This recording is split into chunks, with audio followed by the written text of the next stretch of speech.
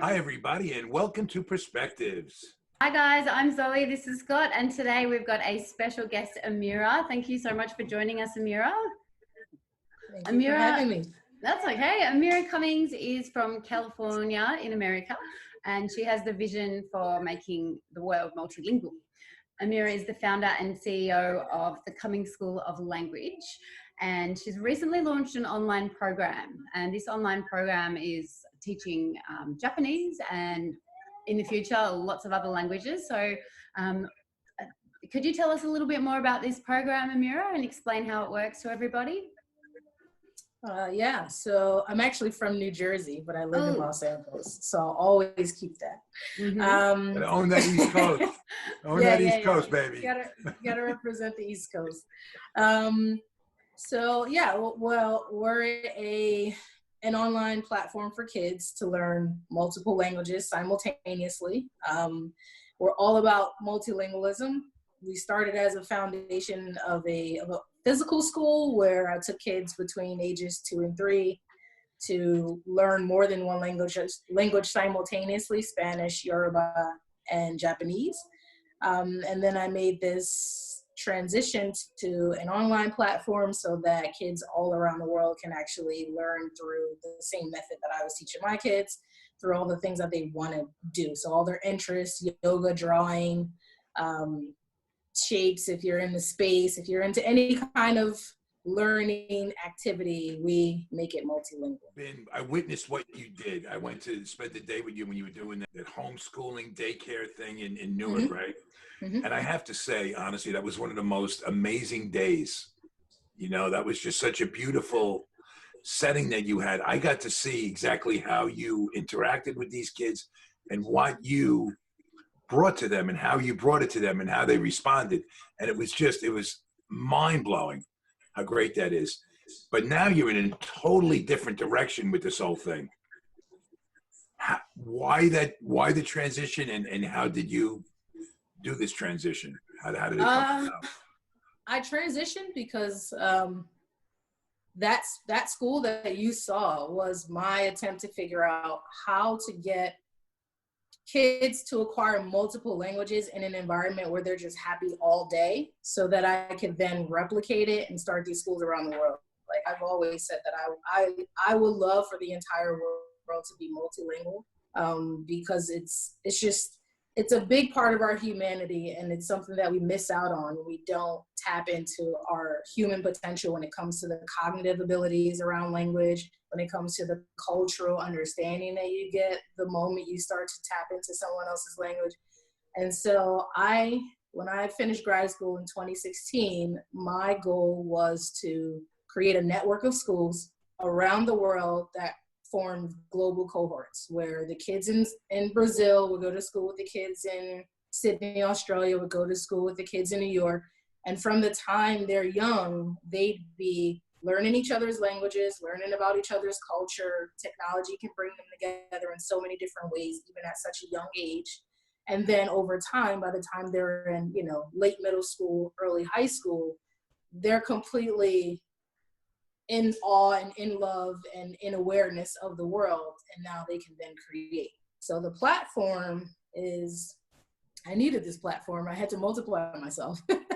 I was only one person. I mean, you saw me. I was there 10 hours a day, 10 hours a day with the kids, and running a business like that is taxing on your time. And so I didn't have enough time to build the thing that was going to carry this forward so that other parents around the world could experience this and be there with them. So I had to choose. It was a hard choice, but I had to choose. So how many languages do you speak yourself, Amirah? That's a tricky question. I speak 4, so mm-hmm. English, of course, a little bit, right? Japanese and Spanish are my second 2 strongest languages, where at some point in my life I was pretty much fluent. I probably still am, just haven't used it that much lately. And I also speak Italian. Mm-hmm. And I grew up speaking Arabic because my family's Muslim. So I didn't speak a lot of it, but I grew up speaking a little bit of Arabic in my home. And then I kind of taught myself a little bit of German and a couple other languages as I travel the world. Any country that I'm in, I try to pick up as much of the language as possible. Yeah, and you've actually had some experiences where you've found your ability to speak other languages has been very useful for you, haven't you? And we spoke earlier and you described how that's part of what inspired you to want to do what you do. Yeah, two in particular. I think maybe these are the two that I shared with you. The first was when I was 20 years old, I believe, 19 or 20, I went to school in Japan for a little bit. And, you know, this African-American woman that had like these kinky twists, like almost looked like red dreads all in my hair. And, you know, and I was very, you know, sporty, tomboyish, and I have tattoos. So just completely opposite of the culture in northern Japan. A friend of mine, we walk into a store in Sendai, Japan, northern Japan. And the woman's kind of like looking around the store, you know, just following us. Not sure if it was any kind of like profile. It could have been just she wanted to help us. But either way, she just kind of looked very timid, like she didn't want to approach us. And then, you know, I just said, you know, konnichiwa. And from the like one little word, konnichiwa, just kind of went, huh? And I go, okay. What does that mean? Konnichiwa means just like hello, good afternoon. Okay. And, you know, the first time you say that in someone's language, they're not expecting you to know their language at all. And then, you know, ogenki desu ka? You know, how are you? And then ask, you know, ikura desu ka? Just completely, the more exchange that we had in Japanese, by the end of it, she went from not saying anything to us whatsoever and just kind of peeking around the corner to dressing us up in full kimonos, like these really expensive kimonos. And then by the end of it, she gifted them to us, like with the shoes, the bow, the like everything. I still have them. It's like it's just wrapped up in the exact same. Yeah, she like did everything. We just were in full out decked out. yeah. And she just was so happy, and it was What a just spin. yeah. What'd you say? What a spin. Yeah. What I'm fascinated with, because I'm thinking that would be my instinct, you know, whatever it is, like just, wow, they're not taking to me. I know where that feeling comes from, that you're feeling right. But then this is when I'm thinking the power of language, because as soon as you relate, you like, you know, whatever you might have been thinking, whatever they might have been thinking is gone. It just dissipates. And then the whole thing just did a 180 into magic, right? You're spot on. Honestly, that mixed with like two other situations was the aha moment for me to want to start this. Like I came back and said, oh my gosh, because at first in Japan, most of them, you know, I don't know who's going to be watching, but you know, they would put their middle fingers up when they saw us most of the time, because they got their culture from what they saw on music videos. So they thought that was the cool way to say hello to us. And they had, you know, they'd have statues. Whoops. Yeah, there would be like hip hop shops with like big afros, and they have statues with the middle finger up on the statues. And so walking through the world like that as a young teenager and then a young adult, in the beginning, it's so hard not to believe that everything is like some type of racial profile. You kind of like walk through the world like that. Yes. But I've been to more than 20 countries now, and I can honestly say that I think outside of America, most of it is curiosity. Inside of America, there's a lot of judgment. I've gotten a lot of kind of like, just a tiny. But yeah, I mean, I spent a month in Vietnam, and I kind of went there after I spoke to you on the roof. I went there thinking I would be invisible, because I'm like, I don't know anyone, I don't know the language. First, I stuck out the most. And then second, by the time I learned, you know, chawa-san, you know, you just say anything and it opens the world up. And I was just hanging out with the locals the whole time I was there. I didn't get any rest, no solidarity, no, you know, just completely, you know, hanging out, getting on motorcycles, bikes, just, you know, hanging out with them. So language, it'll do a lot for you internally, especially as an African American, which is why I really want a lot of African Americans to learn different languages. And then opposite, it's language is culture. If you learn someone's language, you learn why they got that, how they got that way, from their generational standpoint, not even from their day-to-day. Yeah. They're conditioned. We're all conditioned on some level, but to be able to break through that is the beauty. Yeah, I think traveling helped me break through that. I no longer look through that lens, but it's very easy to. So is there, with the program, is it specifically targeted towards anyone, like a specific age group or anything like that? Or are there different subjects? How does it all work? Yeah, ideally, we're going to go from 0 to 18. Where the platform is right now, we're saying 3 to 13. And that's just because that'll allow people to see immediate results. So a 3, 4, 5-year-old may not necessarily be able to navigate in and out through everything, but they can at least, they're audible in a way that you can tell, wow, my kid has said a Japanese word. You can see that, feel that satisfaction. And then as they get better with the different tools, then they'll be able to kind of lead themselves. And then I would say from maybe like 5.5 to 13, a kid can just sit on it for as long as they want and just learn module by module by module. And we're looking for as much feedback as possible to see like what would facilitate kids to, you know, do other things on it as well. But right now the videos are just like, learn what you, you know, if you want to change your bedtime routine, learn your bedtime routine in Japanese. If you want to change your, you know, your, I don't know, I can't even think of another example. You know, instead of counting from 1 to 10 today in English, or, you know, counting from 1 to 10 today in Japanese. Yeah, no, I have started actually doing this with my son a little bit. So we've done 2 different programs together so far. We've learned the greetings, and we've also learned my favorite and I like. So yeah, he's been really, he's only 5 years old, so he's really enjoying it. And they're only quick videos, which is very user friendly as well. Yeah. These were these little kids. They were like grown-ups, like mature grown-ups that actually like kind of really learned the right things in life, right? In these tiny little bodies. Right? They were all so gentle with each other. There was that I don't know how to describe it. I don't want to be I always get like over the top when I see something that I think is kind of magnificent, but that's how it felt. It was like, it needed like a 5-syllable word to you know, define it. It was like one of those things.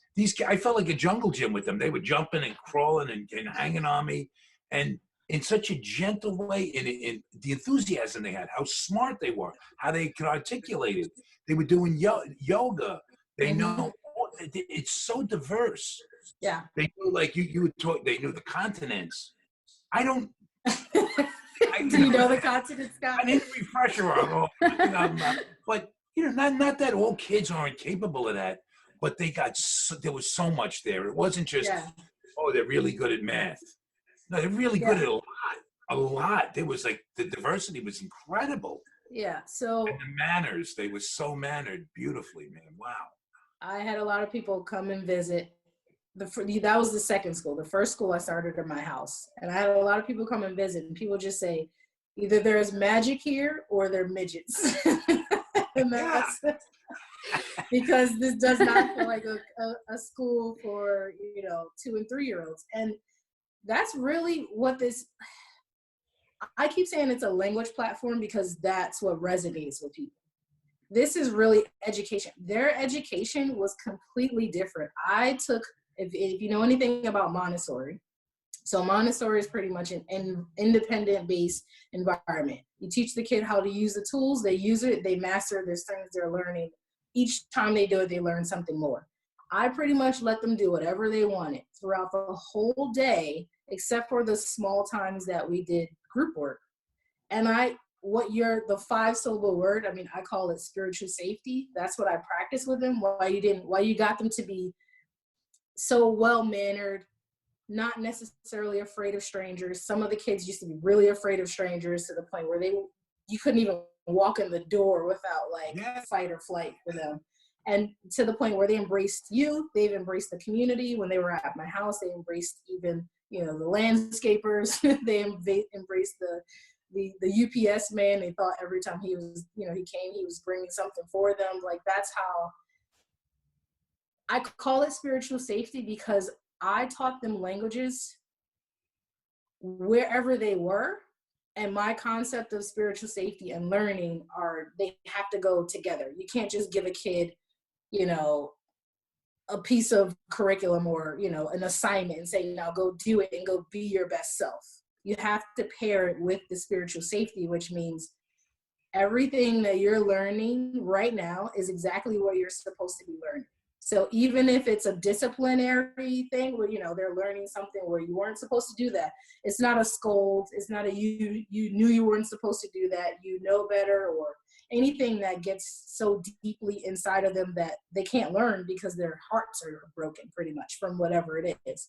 So for me, they saw me and anyone that I brought in as the central source of trust.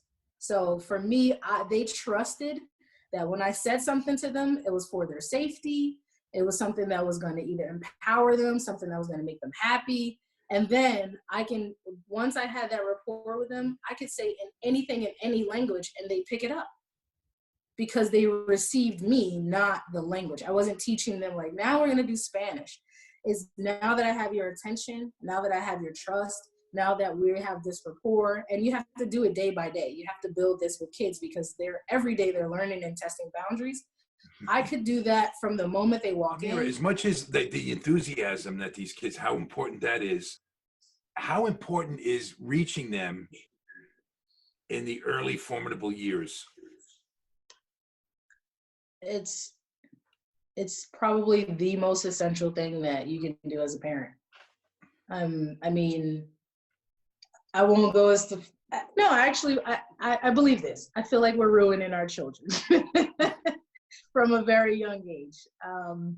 And I don't mean to sound super grim, but when you think about all the struggles that we have as adults, all the challenges that we face, the things that we think that are wrong with the world, if you will, we kind of pass them on very early to our kids.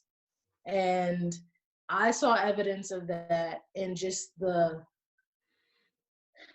I created the spiritual safety out of necessity. I didn't have that going in saying, I'm going to have this discipline policy called spiritual safety.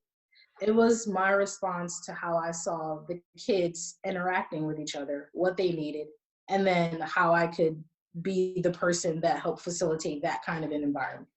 And so, for example, one kid, we're learning animals in Japanese. So there's kirin, which means giraffe. There's zo, which means elephant. There's, shark, same. So you have 3 there, and there's a 2-year-old, a 2-year-old, and a 3-year-old. The 3-year-old goes, well, that's a giraffe. And then I say, in Espanol, jirafe. In Nihongo, oh, kirin. Okay, that kid's really happy. He got them all right. The other kid goes, no, that's a giraffe.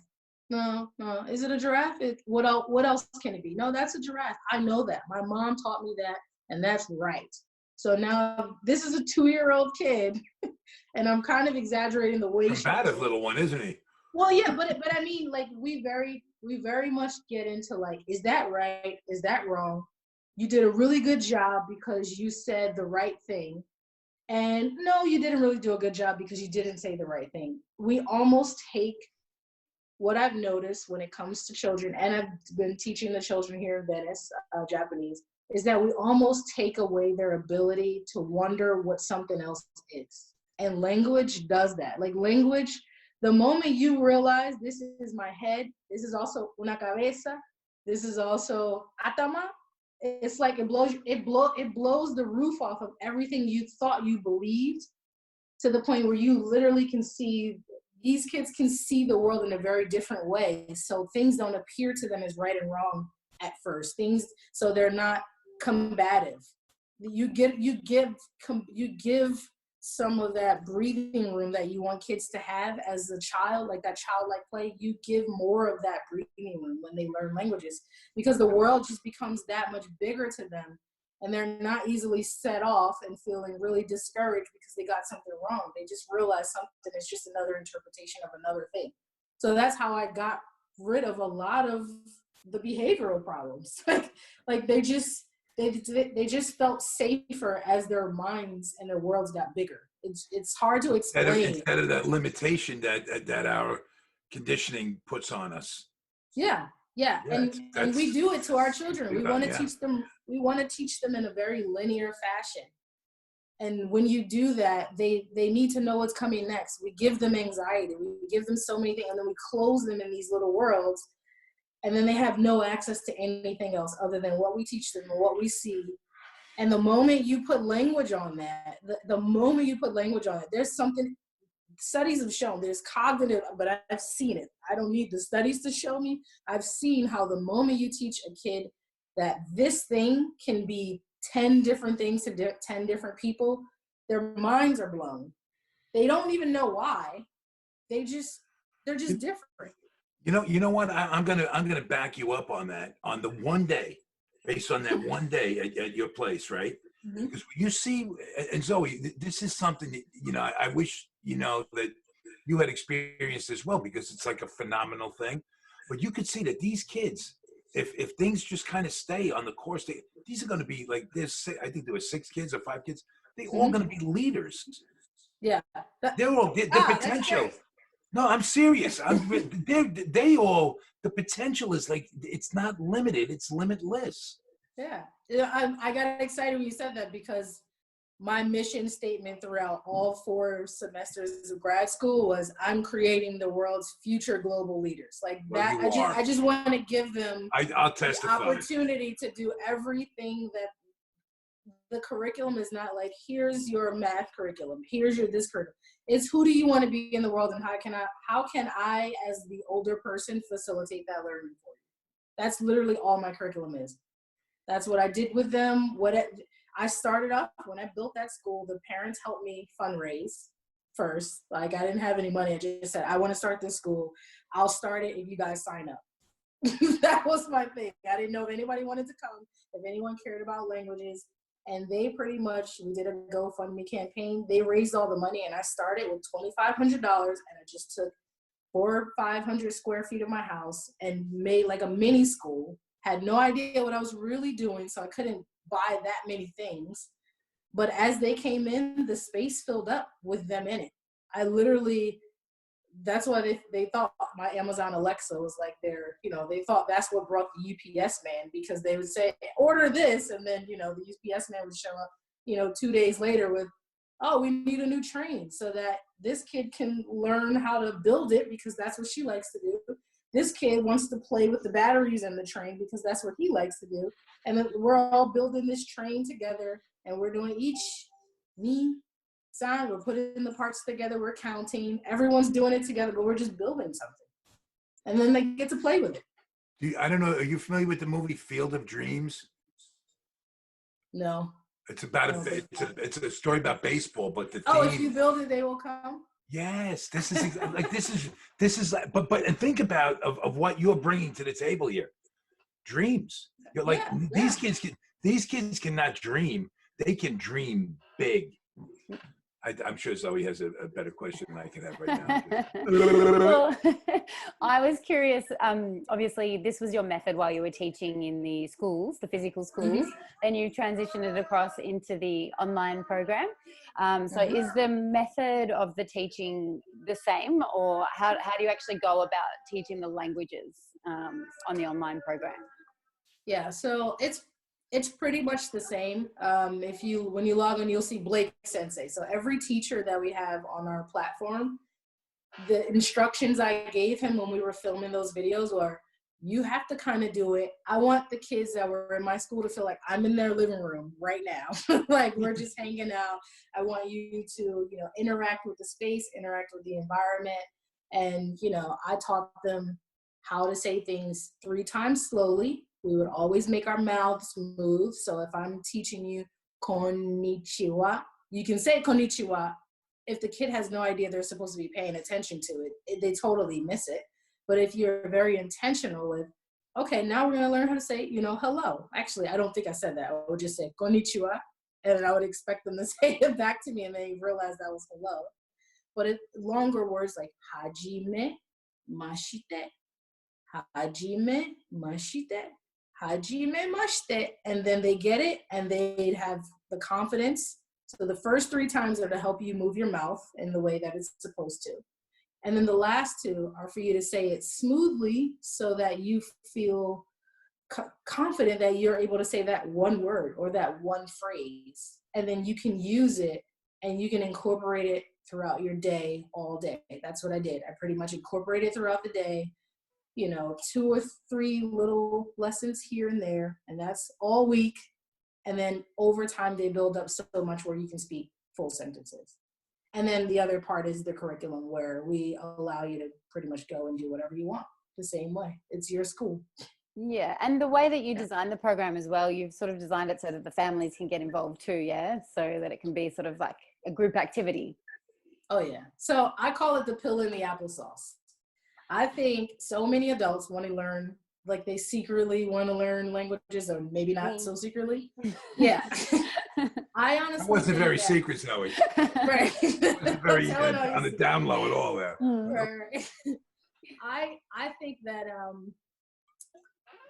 if we learned everything the way a toddler learns, like you could learn rocket science. If you just break it down so simply, I think we've ruined languages in schools because we treat it as a subject. Let me teach you the grammar. And now we're going to teach you what a verb is instead of just learning to speak it. And so when it comes to families, my parents, I would get calls within like the first 2 weeks of school. I would get calls and, please tell me what my kid is saying. Like they're in the back of their car, the back seat in their car seat, yelling, agua, agua. And the parent has no idea that that means water. So even I know that. Come on, what kind of parent is that? Well, or any, mizu, mizu. Do you know mizu? It sounds like a Japanese soup. Am I right? No, miso is Japanese soup, but it mizu sounds like it, though. It does. Mizu right, because it does sound like it. Yeah, so imagine I'm getting calls after school and parents are saying, please tell me what my kids are saying. So then I realized, I have to teach the parents what their kids might come home saying, because I just taught this to them. I'm teaching these kids that this language is lived out in the world. So when they go out in the world, they're going to use it. So I have to figure out how to get the adults to do it too. So we make these so interesting that a kid can stay on it. The background is, pretty fun, but then it's something that we hope that parents will like incorporate into their dinner times. So instead of saying, bless you for this food, and you would say itadakimasu, and then just change that at dinner time. And then at the end you said gochiso-sama. So that's the, the mealtime module. Or, we're all going to learn animals this week. Put a bunch of Post-its around the house and everybody learn a different animal, like make a game out of it in some way where it's, everyone can learn the language, and now it's truly lived in your household, and then your child's friends are learning it. Now it's truly lived in your neighborhood. Your little cousins are learning it. Now it's truly lived in your family. And with our method, you'll be able to learn multiple languages this way. Like you don't have to go fully fluent. You can just learn parts of a language the same way I do when I go to different countries. Is it just currently Japanese at the moment that's available on the online program? Yeah, I got advice from someone who's pretty, whose opinion I respect a lot. He does all the testing. He's the product innovator for Netflix, director of product innovation. And he was my professor up at Stanford while I was taking his course. And I asked him, I said, what do you think I should do? Should I go with more than one language? I want to put every single language in the world on this platform. I want to, help preserve indigenous languages. I want to get the entire continent of Africa, every single Indian language. Like I kind of just need server space to put as much of this online as possible. And he goes, oh, that sounds amazing. He goes, if you can just master what you need to build with Japanese, what helps parents have a better experience at home with their kids? It doesn't matter which language.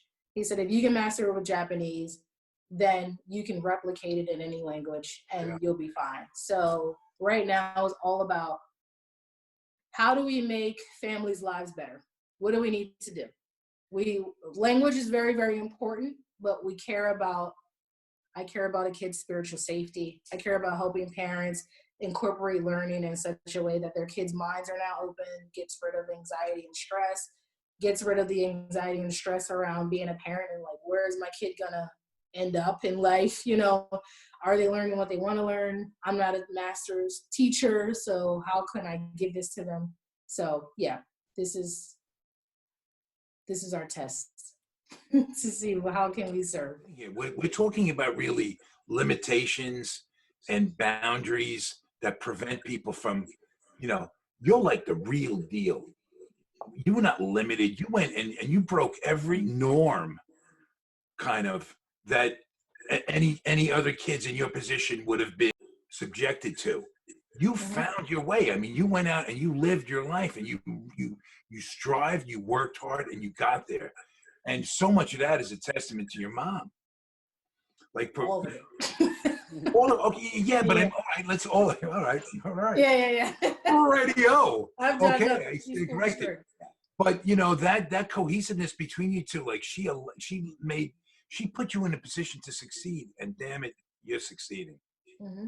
You know, and what you're doing is you're transferring that, which is so beautifully raw, to these any kid, like what I saw in those kids, and now even on a more global, expansive level, that you're taking. It all started with what you received.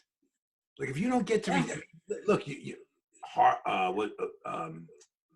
Wharton Business School. Oh, right? I was going to say Harvard. I was like, that's my brother. I was going to go there. I'm But not a now Harvard I'm full of person. shit. They wouldn't have believed it anyway. Yeah, I went to Penn. but you know what? I was close. It's Ivy League. Yeah, well, Penn Right? and Wharton, they're the same. Yeah, but this is Not like the right school. Yeah, you don't just wind up in places like that, right? Yeah. Look, like she's getting all modest.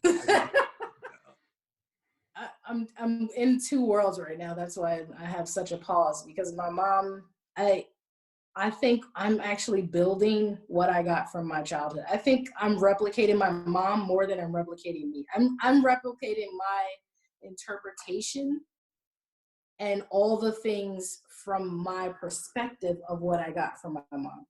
And that's what contributed to my success, mixed with being also being a product of top education. I went to a top boarding school, you know, I went to a top college, I went to a top grad school. I've seen, you know, I've gone to school in Mexico, I've gone to school in Japan. I've taught in, you know, homeschools in Vietnam, and helped, you know, the Thai government with their English elementary curriculum. I've seen education in so many different places that this is a mixture of my mom's one rule of do what you're supposed to do and you get what you want. That's the only rule I had in my house. What a rule. And, you know, I'm a youngest, and she worked in New York, so she was never really home. And we lived in New Jersey. And so I was a very independent kid, and my mom we weren't rich. You know, she was raising 3 kids by herself. And so to say, do what you're supposed to do and get what you want, I think it was around 12 years old, I realized, oh, that didn't mean that she's going to give it to me, because we can't afford all this stuff. I just need to do what I need to do in order I can have exactly what I want. It's just that she's not the person to give it to me. So I went and learned everything. Like every triumph that I've ever had, I've learned it on my own or asked other people to help me. And then that's pretty much what I think I think we find so many more successful kids, successful adults, if you can just choose what you want to do. Like if you can become a master at the luxury, though, because a lot of kids, that concept is lost on most children. Like that possibility doesn't exist, even though it's there for everyone. We're building that. That's all this is. That's all this is. Like, I love languages, and I think that we do it very horribly in this country. And so every single thing I do is going to be, the foundation is going to be, you need to do this in multiple languages. I don't care what you do. I'm going to put every bit of curriculum that I possibly can. If you name the subject, we're putting the curriculum online for it. You can literally just write to us and say, I want a drawing curriculum. We'll get it out there for you. I want a gardening curriculum for my kid. We'll get it out there for you. We're going to get every single thing that a kid can just go so levels deep and with language. Like they might love, you know, origami so much that they do it in 10 languages. They do the origami, you know, curriculum in 10 languages, or they do one language every curriculum. We're going to make it so you can go horizontally or vertical and just master whatever you want. And there will be nothing wrong with you being on our platform for hours upon hours upon hours, because you're going to be learning something. And if you end up connecting with other people, you'll have so much that you can talk about that won't limit your worldview at all. Yeah, just to think that you can empower a child that way.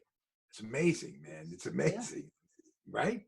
Yeah. When you're actually doing it, it's amazing, right? And yeah, I'm hoping that, you know, in 5-10 years, there's a bunch of kids who are like, who learned? You guys went to school and did what? Like, I'm thinking of you talking about me in went from page languages, so they know I don't understand these languages, so they can talk about me right in front of me. Not that I have a distrust for kids. I mean, it's not. That's the beauty. So the beauty of knowing something someone else doesn't. But for the most part, after ours, you know, after our curriculum, you'll be multilingual too. You'll find some reasons to get in there and learn a couple of things. Yeah. So Amirah, how can people access your online program if they wanted to find it? It's thecummingsschool.com. Cummings. Yes. So the THE, my last name Cummings, CUMMINGS, and That's the word English. school. You're doing English right now, right? Yeah. This is English. Thecummingsschool.com. Yeah. So that's pretty much where you can go and log on and take a test drive.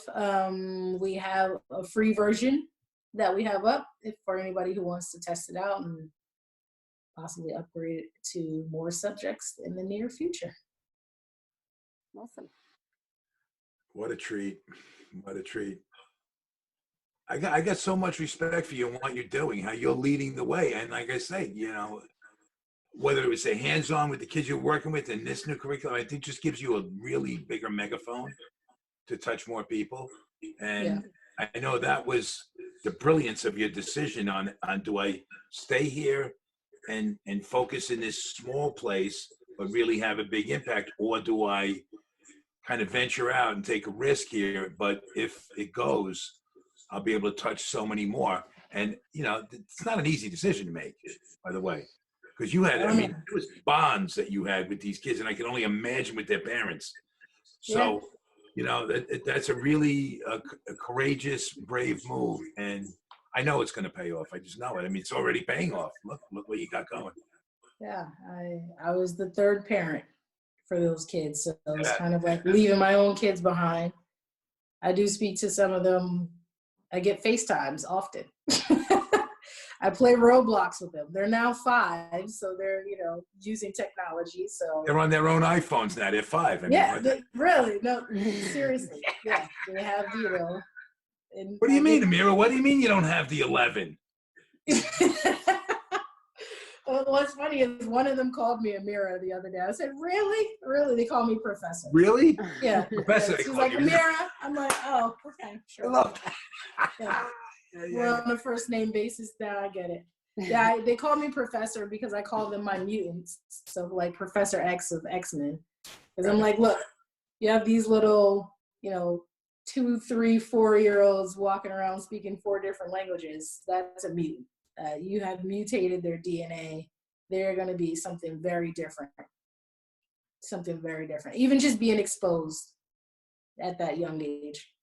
Yeah. So, yeah. Well, I just want to say that I hope everybody takes a look at your website and takes a look at your program and invests in it, because it's such a beautiful thing. It's such a great thing, and it just opens up so many more possibilities for any kid.